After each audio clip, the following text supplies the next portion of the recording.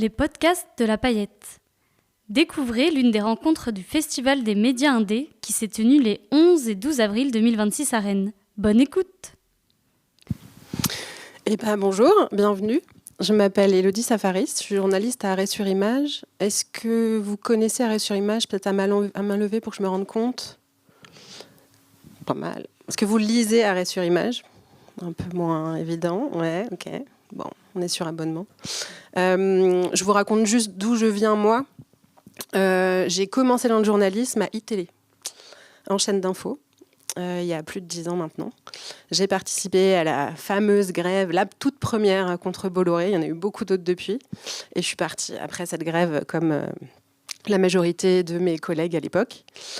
Ensuite, j'avais monté un média qui s'appelait Explicite, qui n'existe plus depuis longtemps, mais on a tenté avec des anciens d'ITélé de monter un petit média en ligne à l'époque. Et après, alors je ne vais pas vous faire tout mon CV parce que j'ai beaucoup bougé, mais j'ai voulu arrêter le journalisme comme plein de gens. Et puis finalement, j'arrivais pas, donc j'y suis revenue. Ça a été une carrière avec une sorte de désamour de ce métier, beaucoup de critiques, très compliquées, un rapport compliqué au journalisme, ou plutôt aux médias, plus qu'au journalisme. Et donc, je finis pas ma carrière, parce que j'ai quand même que 40 ans, ou déjà 40 ans. Mais en tout cas, je suis arrivée à Arrêt sur Image. Alors, j'y suis depuis 1 an à temps plein. Mais j'ai commencé là-bas en tant que chroniqueuse d'une chronique qui s'appelait Calmos, que j'ai commencé il y a au moins 4-5 ans, je dirais, qui, à l'origine, était là pour analyser tous les emballements médiatiques. Beaucoup les polémiques, essayer de les déconstruire, etc. Et depuis janvier, pas dernier, mais de l'année d'avant, je suis à temps plein à Arrêt sur Image et je suis même maintenant rédactrice en chef adjointe.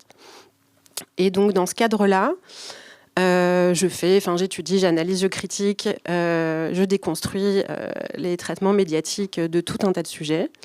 Beaucoup Gaza depuis un moment, comme le montre mon petit kéfier. Voilà, mais plein d'autres. Et moi, ce que je veux vous raconter aujourd'hui, c'est comment j'ai travaillé sur un livre que vous connaissez peut-être ou pas. Donc, je veux bien encore à main levée. Est-ce que vous connaissez soit le livre, soit son autrice? Pas beaucoup, mais ok, si quand même. Ok. J'imagine que vous êtes tous très fans de Nora Bussini. Alors, je vais vous raconter pourquoi moi j'ai travaillé sur ce livre. J'avais déjà écrit une chronique de ma rubrique Calmos sur son précédent bouquin. Vous l'avez peut-être déjà vu passer parce que c'est devenu un mème. Sa photo d'elle grimée est devenue un mème, où elle a des cheveux roses, je crois. Où elle avait dit s'être infiltrée dans les milieux woke. Donc elle avait fait un bouquin très discutable que j'avais donc chroniqué. Mais c'était vraiment une chronique avec un ton assumé. Et donc quand j'ai vu qu'elle sortait un nouveau bouquin, j'étais quand même assez curieuse d'aller le voir et le lire. Il s'appelle « Les nouveaux antisémites ». Voilà. Et sous-titré « Enquête d'une infiltrée dans les rangs de l'ultra-gauche ». Prometteur. Donc les nouveaux antisémites, c'est les gauchistes, quoi, en gros. C'est la thèse du bouquin. Je vais vous lire la 4e de couverture pour ceux qui ne savent pas trop. Mais je savais déjà que ça m'intéresserait pour en faire quelque chose ou pas pour Arrêt sur Image. Et elle a commencé à avoir, à la sortie du bouquin, pas mal de papiers dans le Figaro, dans des médias plutôt classés à droite. Et donc il est sorti en septembre. Le 22 septembre, elle était chez Quotidien. Moi, je ne regarde pas beaucoup Quotidien. Mais je me suis dit, ok, pourquoi pas, mais quand même étrange. J'ai regardé l'interview et je l'ai trouvée sacrément complaisante. Sur le site de Quotidien, le titre, c'est « Nora Bussini, journaliste infiltrée, révèle les dérives antisémites ». Donc un titre avec assez peu de recul, on va dire. Et puis, j'ai commencé à me dire, je vais peut-être en faire quelque chose, peut-être juste sur cette séquence de Quotidien qui serait intéressante à déconstruire. Et puis en fait, cette exposition, quand on passe chez Quotidien, on est quand même très exposé, il y a pas mal d'audience, a quand même ouvert les portes à d'autres médias, c'est comme ça que moi je l'ai interprété. Elle a fait Marianne, Europe 1, Sud Radio, CNews, tout ça, c'était pas très surprenant, mais ensuite elle a fait aussi BFM. Quand je dis elle, c'est l'autrice, Nora Bussini. BFM, LCI, et puis même France Info, début octobre, dans une émission qui s'appelle Tout est politique, qui était aussi très complaisante. Voilà. Et là, je me suis dit, il y a quand même un truc à faire. Donc, j'ai demandé au service presse de m'envoyer ce bouquin, ce qu'ils n'ont jamais fait. Bizarre. Et du coup, on l'a acheté et je l'ai lu. Et je me suis dit, waouh, comment on va faire ? Parce qu'en fait, c'est un bouquin, comment dire, c'est plein d'anecdotes mises bout à bout, qui sont censées raconter une enquête d'une infiltrée. Bon, moi, je me suis dit, elle a infiltré tel ou tel orga pendant des mois, elle s'est fait passer pour une militante, ce qu'elle était censée avoir un peu fait dans son bouquin précédent. En réalité, les infiltrations, c'est dans des manifs. Je ne sais pas si on peut parler d'infiltration quand on va dans une manifestation. Mais elle raconte quand même qu'elle était grimée, qu'elle se cachait un peu parce qu'elle avait peur d'être très reconnue. Moi, je pense que personne ne l'aurait reconnue, mais en tout cas, voilà. Elle raconte notamment dans certaines interviews, je crois que c'était sur LCI, les journalistes surtout lui tendent des perches pour qu'elle raconte à quel point elle s'est infiltrée, elle était vraiment discrète, elle a vu plein de choses. Enfin, il faut monter comme ça un petit peu la pression. Et en lisant ce livre, il y a deux choses qui m'ont quand même marquée, où je me suis dit, OK, là, il faut vraiment que je fasse un papier. La première, c'est que la promesse des nouveaux antisémites, moi, je ne l'ai pas trouvée dans le livre.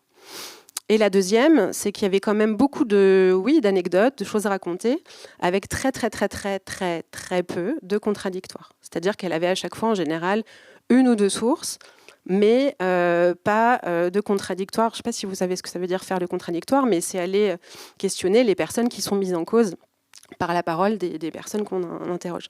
Et en général, elle avait une seule version d'un fait, d'un événement qui s'était passé, et on ne trouvait pas l'autre.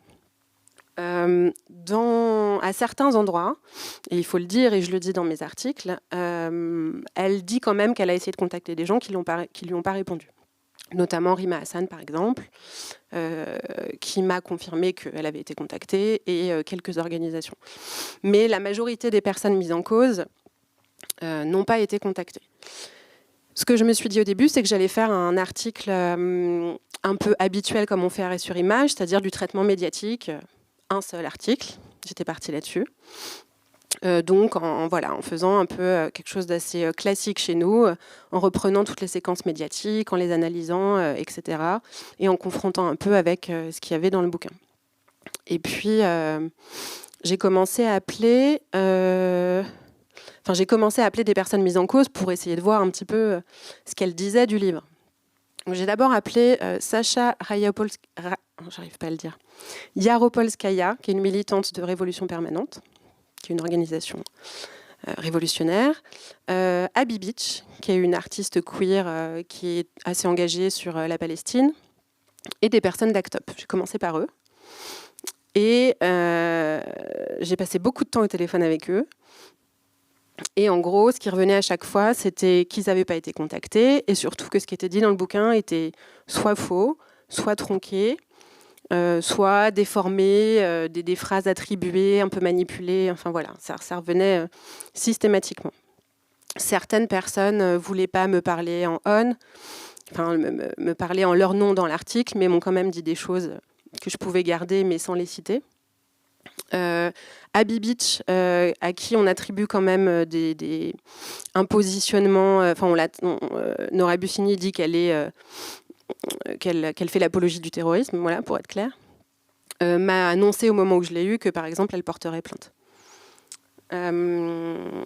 Donc, après ces premiers coups de fil, je me suis dit, bon, si je tire le fil et si je continue à en appeler d'autres, on n'est pas sorti de l'auberge, quoi. Il y a beaucoup de monde, beaucoup de gens qui sont cités. Et finalement, au bout du bout, j'ai contacté une trentaine de personnes, je dirais. J'en ai gardé peut-être 20-25, que je cite dans les papiers. Alors, je dis les papiers, parce que du coup, c'était plus un petit article qu'on fait en une semaine, mais j'y ai passé 3 semaines, même quasiment un mois en tout. Et je l'ai relu 2 fois complètement et peut-être 3 fois. Et franchement, je vais demander une prime parce que c'est un gros sacrifice. Mais j'avais besoin de faire ce travail-là pour vraiment aller chercher dans le détail. Et ce qui est un peu compliqué, c'est que, comme je le disais, elle parle beaucoup d'anecdotes, donc aussi d'échanges interpersonnels. C'est toujours quand on est journaliste, quand on met le nez dans un sujet, par exemple, je prends l'exemple, j'en parle beaucoup dans mes articles, mais d'ACT UP, qui est une organisation militante où il y a eu beaucoup de conflits en interne, comme dans plein d'orgas. C'était difficile pour moi de bien comprendre ce qui s'était passé à la base, ce qu'elle en retenait et comment elle l'instrumentalisait. Ou comment ces sources l'instrumentalisaient, mais de fait, la version du bouquin était quand même questionnable. Donc, j'ai décidé de faire 3 articles. Enfin, en gros, ce que je me suis dit, c'est qu'un papier, ça ne tiendrait pas, ou alors il fallait prendre 3 heures pour le lire. Et donc, avec l'accord de mon rédacteur en chef, je me suis dit que j'allais faire 3 articles différents. Et que ça prenait doucement des allures de contre-enquête. Alors, à la fin, je vous dirai pourquoi, selon moi, ce n'est pas vraiment une contre-enquête. Mais quand même, ça y ressemble beaucoup dans le sens où je suis allée faire le contradictoire qu'il n'y avait pas dans le bouquin, en fait, en réalité.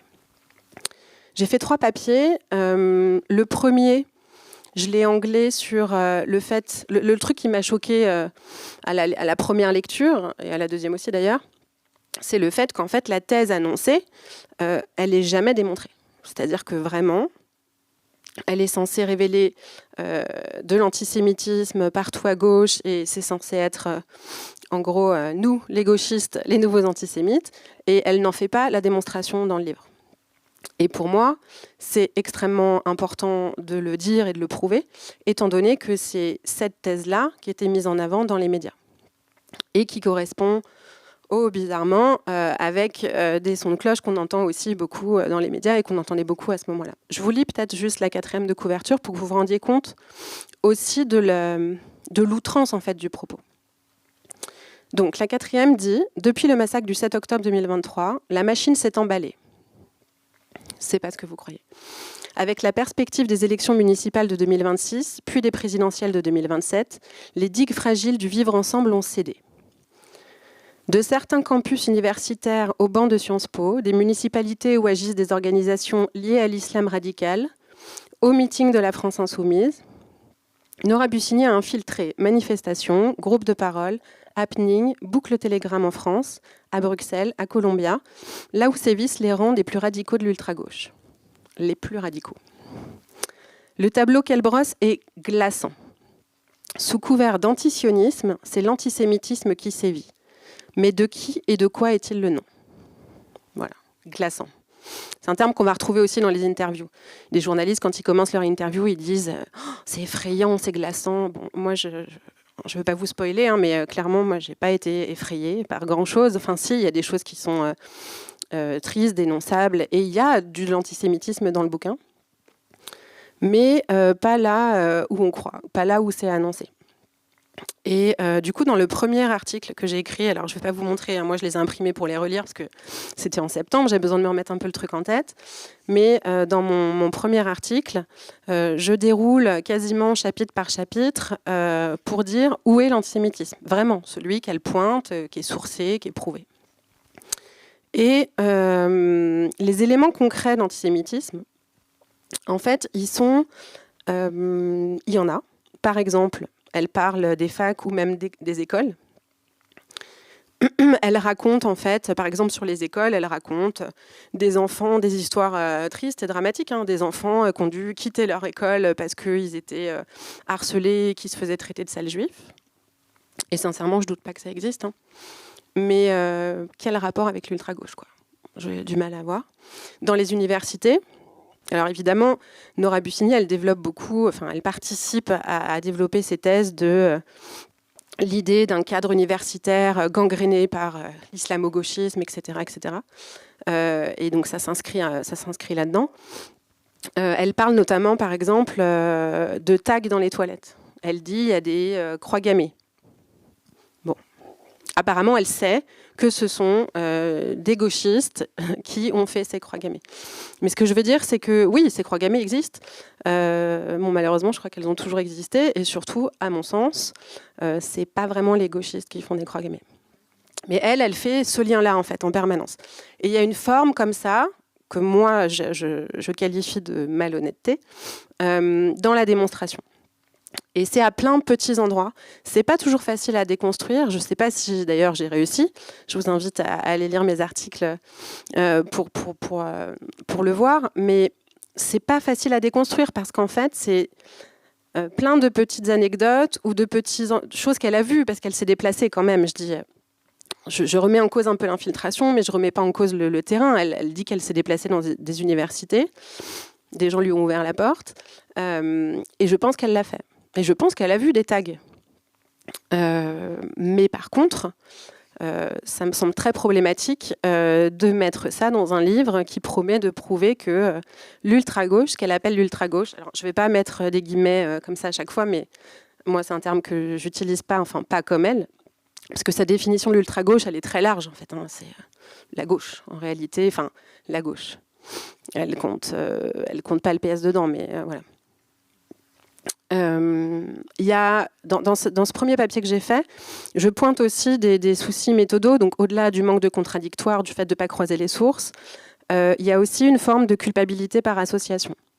Elle donne des exemples, par exemple de publications sur Instagram, notamment d'un compte Insta qui s'appelle Blockout 2024, bon, c'était à l'époque, qui était un site qui dénonçait des personnalités considérées comme problématiques, qui dénonçaient pas le génocide, on va dire les choses comme ça, notamment les personnalités publiques, des artistes. Et en fait, elle raconte comment, sous ces publications, il y a des commentaires antisémites. Est-ce qu'il faut les attribuer au compte en question ? Nous, sur notre compte d'arrêt sur image, il arrive, selon qui on invite, qu'il y ait des commentaires antisémites. Ce serait assez malhonnête de dire qu'on est antisémite parce qu'il y a des commentaires antisémites sous nos publications.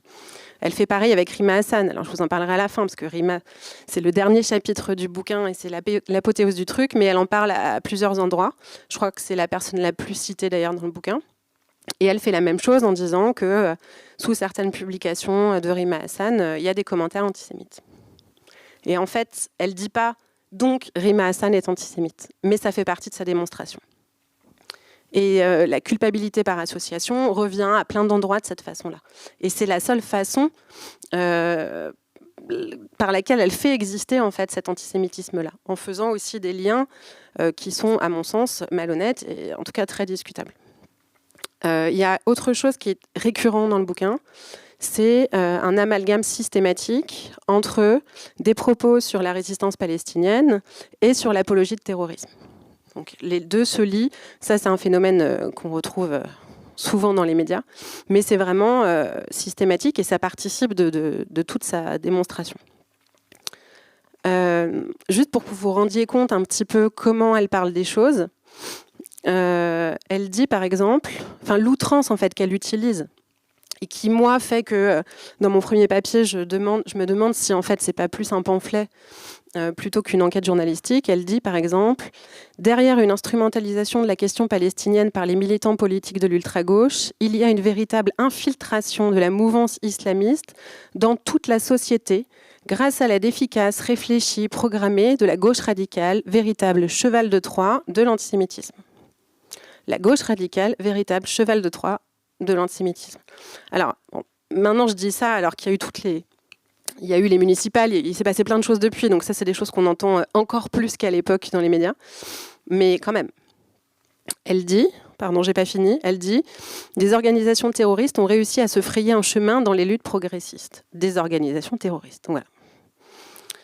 C'est à peu près ça le niveau d'analyse en fait. Est-ce que je vous lis la suite ? Elle dit qu'elle est convaincue qu'il existe une démarche concertée, pensée, dont le but avoué est d'instaurer en France un état de guerre permanente, un climat de lutte et d'exacerbation et une longue marche vers le chaos.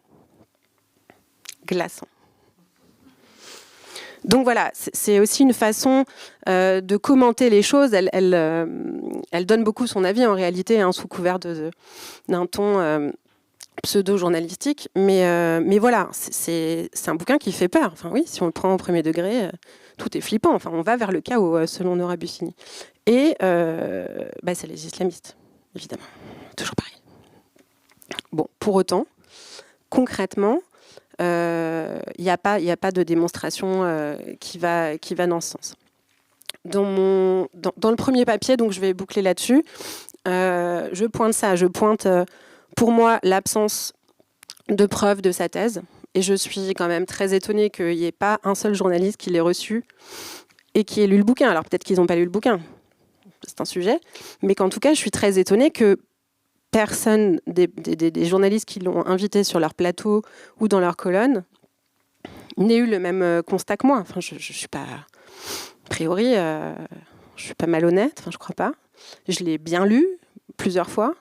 Et pour moi, c'est vraiment évident, en fait, qu'elle le prouve pas. Et personne l'a noté, personne n'a posé des petites questions pour essayer de la pousser un peu dans ses retranchements, pour essayer de comprendre des choses qui n'étaient pas très claires, etc., etc. Je passe un peu, mais il y a des outrances aussi par endroits qui sont très méprisantes. Par exemple, elle dit, en lisant l'échange, elle parle d'un échange écrit qu'une source lui a donné. Elle dit, en lisant l'échange, je suis dépitée. Yel sont vraiment fous.o2le. Enfin, elle caricature l'écriture inclusive. Bon, je ne sais pas si on a besoin de se moquer des gens pour enquêter sur eux, mais c'est le ton du bouquin, quoi. En creusant, j'ai eu beaucoup de retours qui ne correspondaient pas à ce qu'elle racontait. Une de mes difficultés à moi, c'était de faire le choix de ce que j'allais raconter ou pas à nos lecteurs. C'était compliqué. Par exemple, je me suis entretenue longuement avec pas mal de militants, ou plutôt d'ex-militants d'ACT UP, dont elle parle assez longuement. Mais en fait, je l'ai fait, j'ai un peu raconté des choses vraiment où il y avait une contradiction assez claire, mais c'était très difficile en fait de me plonger là-dedans, dans des histoires qui mériteraient des développements que je n'avais pas du tout la place d'avoir. Donc j'avais vraiment cette difficulté d'essayer d'être pas chiante et assez claire pour le lecteur, et quand même de donner assez d'éléments de contexte pour qu'on comprenne bien sur quoi se jouait en fait la vraie contradiction et des choses qui étaient complètement contestées par les personnes mises en cause, quoi. J'ai contacté, alors je ne vous fais pas la liste de tous les gens avec qui je me suis entretenue, mais il y avait des militants de la cause palestinienne, évidemment, beaucoup, notamment à Sciences Po, des étudiants parce qu'ils sont mis en cause dans le bouquin. Elle organise son livre par type d'orga. Donc elle commence par les personnes LGBT. Je pourrais vous montrer après le chapitrage, enfin les titres qui sont outranciers comme tout le bouquin. Donc voilà, ce genre de profil-là, les organisations pro-palestiniennes, elles ne parlent pas beaucoup de LFI. Et c'est marrant parce que je voyais quelqu'un il n'y a pas longtemps sur les réseaux qui disait son brûlot contre LFI. Alors il y en a eu tellement que c'est facile de faire des petits amalgames, mais en réalité, ce n'est pas vraiment un brûlot contre LFI parce qu'elle en parle assez peu. Elle mentionne 2-3 fois Thomas Porte, le député. Elle parle de Rima Hassan beaucoup, mais c'est plus un brûlot anti-Rima Hassan que anti-LFI. Est-ce que, je ne sais pas, on est à combien? Je ne me rends pas trop compte, mais je n'ai pas envie de trop rentrer dans le détail et puis j'aimerais bien échanger un peu avec vous. Mais ce qui est important de comprendre, c'est qu'il y a aussi des récits qui sont complètement mensongers. Je peux peut-être vous raconter un tout petit épisode où, en gros, ça s'est passé lors d'une organisation, enfin d'une conférence organisée par Parole d'Honneur et Urgence Palestine. C'était en octobre 2024. Elle dit qu'elle n'était pas sur place, mais qu'elle a regardé la conférence à distance parce que c'était retransmis sur YouTube.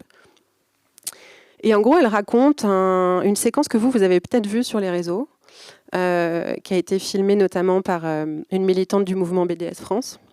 Une séquence où on voit, qui a beaucoup circulé, qui a été transformée en mème ensuite, où on voit un militant de l'UEJF par terre, en train de crier. Enfin voilà. Certains d'entre vous l'ont vu. On va dire que le jeune homme semble un peu ridicule quand on voit la séquence très courte, donne en tout cas cette impression qui fait un peu semblant de quelque chose, quoi, d'être attaqué. Elle, sa seule source pour raconter cette séquence, c'est une militante de l'UEJF, pas le jeune homme qui était à terre, mais une de ses camarades. Et en gros, elle assure que ça a été très violent, qu'une jeune fille de son organisation a reçu un coup de poing Et elle décrit quelque chose comme ça, où ils se sont fait cracher dessus, etc., etc.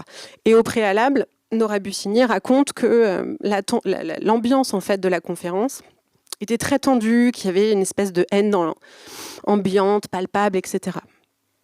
Bon, moi, je suis allée la voir, la conférence, puisqu'elle était en replay. Je n'ai rien vu de tout ça. Mais voilà, le décor est campé comme ça. On raconte que déjà, il y avait un truc, quoi. Une haine. Voilà. Et donc, du coup, j'ai contacté des gens qui étaient sur place, notamment les organisateurs de Parole d'honneur, notamment Monir Hamoun, donc du mouvement BDS, qui a fait circuler la vidéo et qui, du coup, en avait d'autres, qui m'a envoyé des choses. Et tous, et d'autres personnes qui n'ont pas témoigné, mais que j'ai aussi contactées pour avoir différentes sources, puisque notre métier, c'est censé être se fonder là-dessus, le fait de croiser les sources. Toutes les personnes que j'ai contactées m'ont dit la façon dont cet épisode est relaté dans le bouquin correspond pas à ce que nous, on a vécu et vu. Voilà. Et ça, c'est un exemple parmi d'autres. Je raconte d'autres dans ce deuxième article. Et il me semble que c'est alors ça peut être un peu chiant à lire, je ne vous le cache pas, de rentrer comme ça dans plein de petites anecdotes, plein de petites séquences racontées, mais on est obligé d'en passer par là, selon moi, pour déconstruire vraiment ce qui est raconté, puisqu'en fait, elle s'appuie vraiment là-dessus, sur plein de petites anecdotes mises bout à bout. Et c'est vrai que telles qu'elles sont racontées, ça pue l'antisémitisme un peu partout, quoi. Parce que là, en gros, l'idée, c'est que le jeune homme, c'est quand même, a priori, parce qu'il est juif, qu'on s'en prend autant à lui. La réalité de ce qui s'est passé, je ne vais pas rentrer dans le détail, mais c'est c'est un happening que eux ont organisé déjà. Donc, ils sont venus à la conférence pour la perturber. Ils ont lancé des papiers. Il s'est passé 2-3 choses. Ça a un peu chauffé. Il y a eu évidemment des gens qui ont un peu crié, mais il n'y a pas eu la violence, notamment physique. En tout cas, c'est pas ce que moi on m'a raconté, qui est décrite dans le livre. Et c'est le cas pour d'autres choses. Je rentre pas dans le détail, vous le verrez dans le papier si vous le lisez, mais il y a une manifestation, par exemple, du 8 mars à Bordeaux qui est racontée. Et pareil, j'ai contacté plusieurs personnes qui étaient sur place et ce qui est raconté ne correspond pas du tout à ce qui semble s'être réellement passé. Au point où même, il est décrit dans le bouquin un service d'ordre masculin et où les militantes que moi j'ai eues m'ont dit « mais notre service d'ordre était exclusivement féminin ». Voilà. Pour vraiment faire une contre-enquête, il aurait fallu que j'ai plus de temps, il aurait fallu que je contacte encore plus de gens. Sur cette histoire de la manif de Bordeaux, j'ai quand même réussi à avoir des vidéos, des moments qui sont évoqués dans le bouquin et qui prouvent ce que moi, mes sources m'ont dit. Mais voilà, la difficulté en fait, de mon travail, c'est que je ne pouvais pas non plus faire une réelle contre-enquête dans le détail de chaque événement. Sinon, j'aurais écrit un bouquin et j'y aurais passé 6 mois et j'avais pas le temps, on n'est pas staffé pour. Et d'ailleurs, je ne sais même pas si ça méritait de le faire, en réalité. Donc, voilà, dans ce deuxième papier, je raconte quelques épisodes. Il y en a un autre, mais ça a été débunké un peu dans les médias, mais un autre de Rima Hassan qui participe à une manifestation en Jordanie. Et il y avait eu des articles d'ailleurs, peut-être même écrits par Nora Bussini, qui racontait qu'elle était à une manifestation pro-Hamas. Ça, c'est un truc que j'ai vu encore il n'y a pas longtemps, ce truc revenir. Comme vous le savez, on a beaucoup parlé de Rima Hassan ces derniers jours. C'est un truc qui revient régulièrement, qui a été débunké par des médias mainstream, et qui pourtant figure dans ce livre, où justement Nora Bussini ne cite que certaines sources qu'elle choisit bien, et qui raconte ça. Alors qu'en réalité, ce n'est pas des manifestations pro-Hamas, c'est des manifestations dans lesquelles il y a toujours des slogans pro-Hamas. Il faut connaître un petit peu les enjeux locaux aussi pour pouvoir en parler. Je ne sais plus quel média avait fait le debunk de cette histoire, mais ils étaient allés interroger des journalistes qui vont sur le terrain, qui participent à ces manifestations, et qui disaient « mais en fait, c'est comme ça à chaque fois. Elle était à une manif en soutien au peuple palestinien, gazaoui, mais pas une manifestation pro-Hamas. » Et pourtant, c'est comme ça que c'est raconté dans le bouquin, comme plein d'autres épisodes. Je finis de vous raconter mon dernier papier, qui en fait est un peu le premier que je voulais faire, c'est-à-dire vraiment un papier anglais sur le traitement médiatique. où là, je me suis tapé toutes les séquences d'interviews. Après avoir déjà beaucoup bossé dessus, donc c'était plus facile aussi de l'analyser et de me rendre compte très vite qu'il y avait des choses, des dingueries qui étaient dites. Et dans ce 3e papier, je parle aussi beaucoup du dernier chapitre qui est intitulé « L'obsession juive de Rima Hassan ». Moi, je trouve que c'est surtout l'obsession de Nora Bussini pour Rima Hassan, en réalité. Cette partie du livre a été assez présente dans les interviews. Les journalistes, ça les intéressait. D'autant, je crois que le Figaro, d'ailleurs, avait anglais là-dessus une de ses interviews vidéo de Nora Bussini, avec un truc... j'ai plus le titre en tête, mais le fait que Rima Hassan, à un moment, elle avait une étoile de David autour du cou. C'était censé prouver son obsession juive. En réalité, c'était son petit ami de l'époque, qui était juif, qui lui avait donné alors qu'elle partait en voyage. Mais la façon dont c'était raconté, c'était pour prouver une obsession. Voilà. Et donc, en gros, le chapitre s'appuie sur 2 témoignages. Elle dit qu'elle en a d'autres, mais ceux qu'elle cite vraiment, c'est 2 témoignages. Le premier... c'est pas son vrai nom, mais celui qu'elle appelle Raphaël dedans, qui est donc le premier amour de Rima Hassan, pour le faire rapidement. Et le deuxième, un mec avec qui elle a échangé sur les réseaux et qui raconterait un peu, entre les lignes, une forme aussi d'obsession et en réalité, en sous-texte, d'antisémitisme. Lui, c'est pas ce qu'il dit, mais c'est comme ça que c'est un peu traduit. Moi, je savais pas trop quoi faire de cette partie-là. C'était compliqué parce que je n'aime pas parler de la vie privée des gens. Et en même temps, c'est uniquement là-dessus que se basent ces accusations et cette obsession juive supposée. Donc j'ai écrit à Rima Hassan. J'ai beaucoup insisté pour qu'elle me réponde parce qu'elle ne voulait pas en parler. Après, je comprends. Et elle a finalement accepté de me répondre. On a échangé pas mal de fois par écrit, puis par téléphone. Elle a accepté de me raconter de façon assez exhaustive son histoire d'amour qui a duré longtemps. C'était la première, ça a duré sur plusieurs années. Enfin, vous connaissez quoi. Elle m'a demandé de ne pas dire tout un tas de choses que je n'ai pas dites.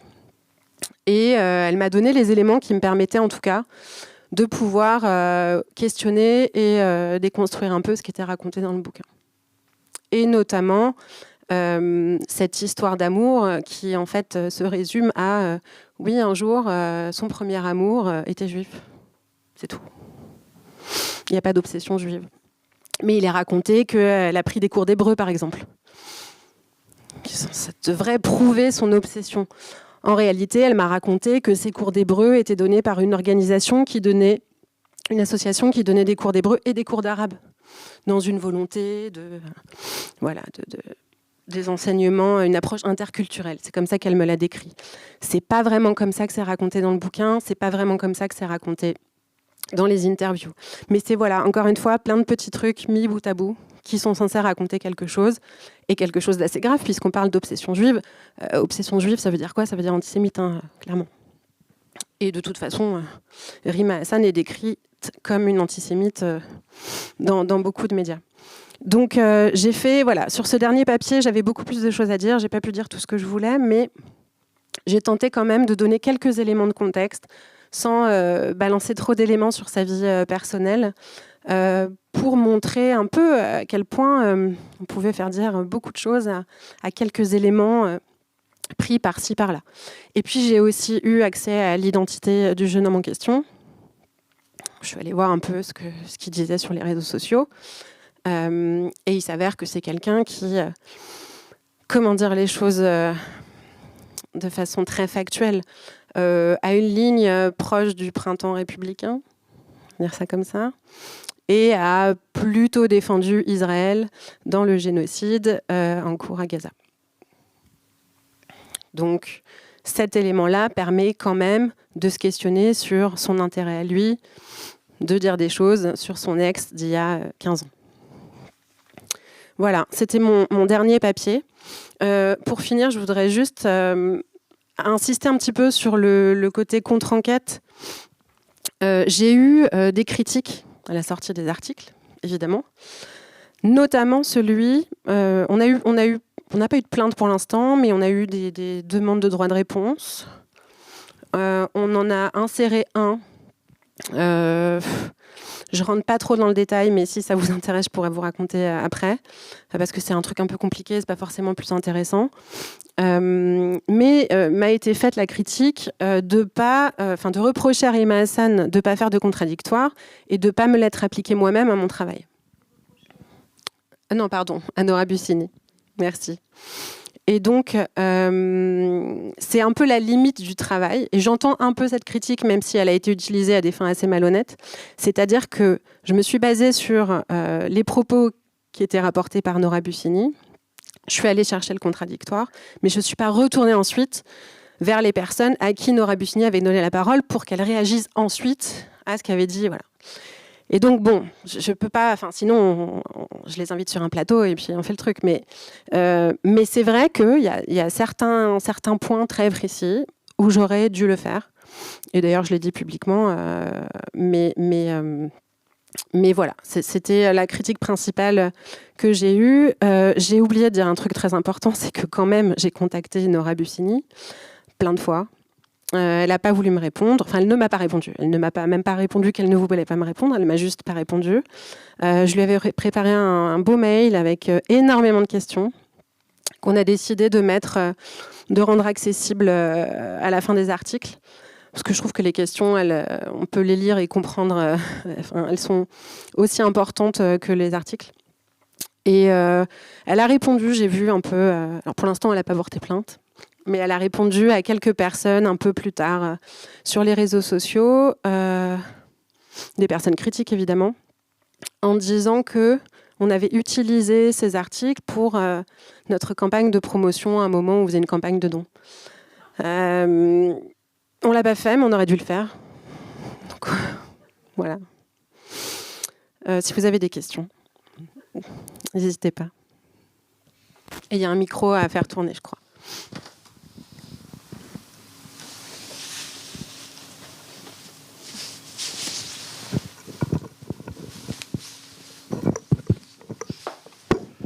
Bonjour, merci. Juste une question où je vais dévoiler mon inculture.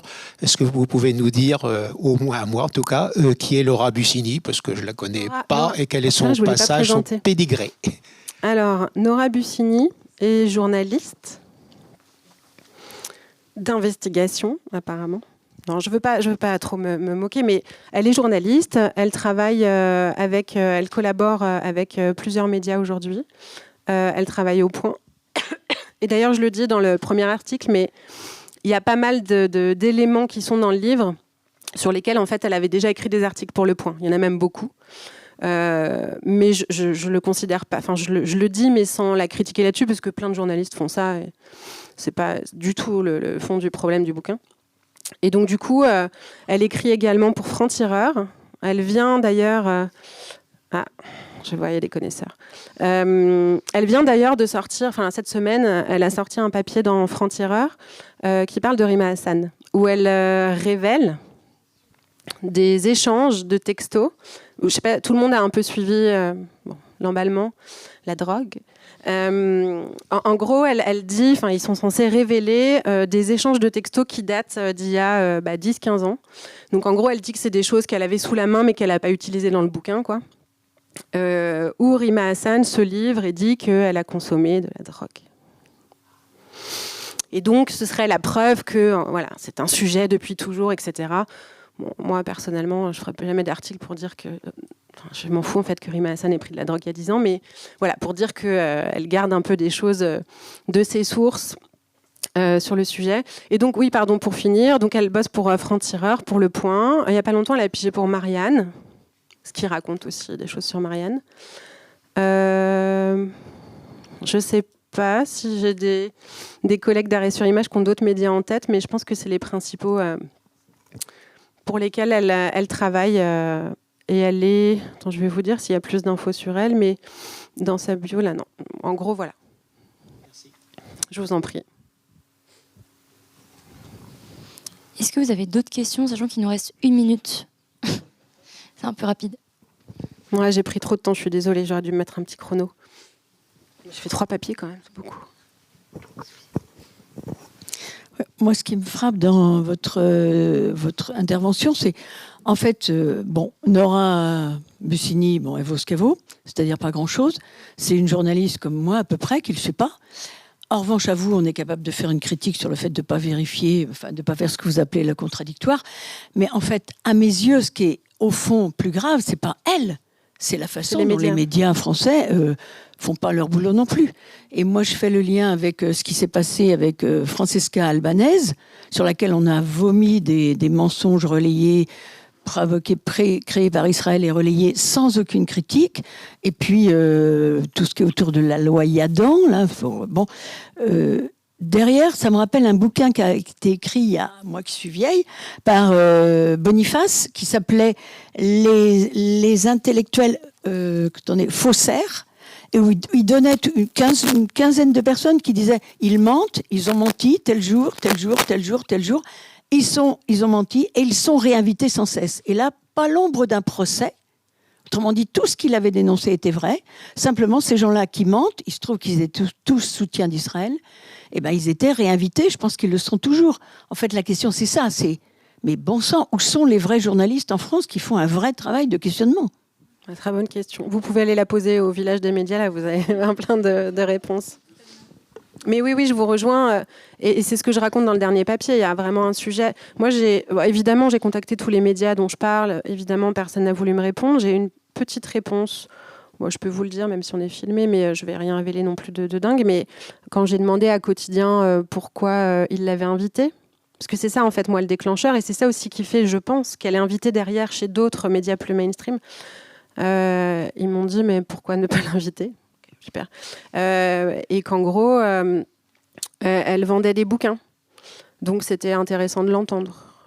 Moi, je ne critique pas le fait de l'inviter. Enfin, si, je le critique, mais on peut l'inviter. Mais il faut quand même poser un peu des bonnes questions. Là, c'était vraiment tapis rouge partout. Même sur le service public, il n'y avait aucune question critique, rien du tout. Alors que vraiment, d'un point de vue journalistique, méthodologique, il y a beaucoup de critiques à faire sur ce bouquin. Moi, c'était ça que je pointais. Et je suis assez stupéfaite comme vous. En fait, vous pouvez tous demain écrire ce genre de bouquin et peut-être serez-vous à la télé sur toutes les chaînes du coup. Merci. Un grand merci aux médias pour la qualité et la richesse de leurs échanges.